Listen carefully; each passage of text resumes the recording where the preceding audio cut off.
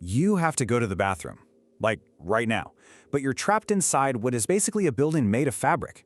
We're talking layers upon layers of cloth, a steel cage around your hips, and a corset squeezing you so tight you can barely breathe. How in the world do you handle one of life's most basic, urgent needs? Well, you're about to find out. Seriously, look at this. This is the central question, right? It's one of those historical mysteries you never think to ask, but once you do, you have to know the answer. How did women wearing these walking sculptures actually manage? Well, the solutions they came up with are way more clever and, frankly, shocking than you could possibly imagine. Yeah, you heard that right. For a Victorian woman, just going to the bathroom was a full-contact sport. It took strategy, it took engineering, and it took a whole lot of stealth to do something that we literally don't even think about today. So first, let's just wrap our heads around the sheer scale of the problem. We're not talking about just a dress. We're talking about personal architecture, a structure that a woman had to live in and operate every single day. Getting dressed was like suiting up for battle. It all started with a simple linen shift. On top of that came the corset, which was laced so tightly it could actually reshape your ribs over time. Then you'd pile on as many as 7 petticoats. But the real game changer, the main event, was the crinoline. And the crinoline, wow. This thing was a literal cage made of steel hoops that could be up to 6 feet wide. Let that sink in. 6 feet. Just walking through a door was a complex puzzle. Sitting down was a major event. They even had to design special furniture just so these women could sit at all. So, confronted with this mountain of fabric and steel, what was the solution? Well, the unexpected hero of our story is something you've probably heard of, but never appreciated for the work of genius it truly was: the chamber pot. Now, these were not just some random bowls. Oh no, they were precision-engineered tools. The oval shape and curved inside, that was so a woman could slide it perfectly between all those layers of fabric. They had tight lids for, obvious reasons. And in the fanciest houses, they were hidden away in beautiful furniture, ready to be whisked away by servants, like a secret agent. And get this, at a big party or a ball, it was a total team effort. You'd have these retiring rooms staffed with maids who were basically a Formula One pit crew.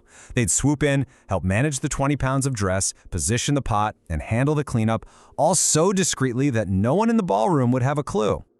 Okay, but this is where the story gets really, really weird. Because to solve this one massive problem, Victorian women just skipped something that we consider absolutely essential today, and it says so much about how different their ideas of modesty were. I mean, it's the natural next question, isn't it? With all that going on, what on earth were they wearing for underwear? You'd think there'd have to be something elaborate under there. Well, the real answer is going to blow your mind. For a huge chunk of the Victorian era, the answer was nothing. Absolutely nothing at all. With all those skirts and petticoats, they just didn't see the need for traditional underwear. It's a pretty stunning fact that just changes how you see all those historical paintings, right? Of course, not wearing underwear created a brand new and very public problem. A big gust of wind could catch that giant crinoline skirt and just flip the whole thing up. We're talking a full-on umbrella in the wind moment, and apparently it happened all the time. Super embarrassing. So, what was the solution? Pure genius. Enter split crotch drawers. Imagine 2 separate pant legs, totally open in the middle and just connected at the waistband. This brilliant invention gave you modesty if the wind blew, but, crucially, it still let you use a chamber pot without having to take a single thing off. Problem solved. And believe it or not, the bathroom was just the beginning of the logistical nightmare. Managing day-to-day personal hygiene in the Victorian era was a constant battle that went way beyond just this one room. Let's just compare for a second. We have toilet paper. They had old newspapers, corn cobs, or if you were lucky, a washable piece of linen. We have tampons and pads. They had homemade cloth pads, sometimes stuffed with moss or even sheep's wool. And a washing machine? Nope.